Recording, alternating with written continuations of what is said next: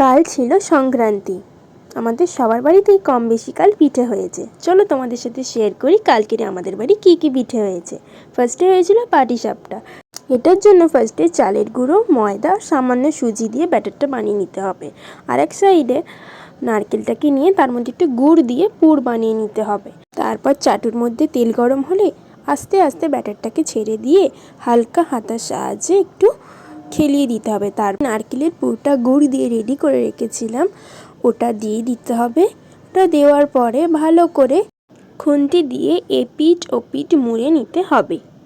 মুড়ে নেওয়ার পরে ভালো করে এপিঠ ওপিঠ ঘুরিয়ে নিলেই রেডি হয়ে যাবে গরমা গরম পাটিসাপটা।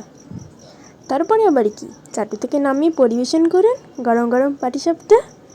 আর হয়েছিল পিঠে পুলি। পিঠে পুলি তো আপনারা সবাই জানেন কীভাবে বানাতে হয়, আমি আর সেটা বলবো না। চালের গুঁড়ি ভালোভাবে গরম জল দিয়ে মেখে তার মধ্যে নারকেলের পুর ভরে সিদ্ধ করলেই রেডি হয়ে যাবে পিঠে পুলি।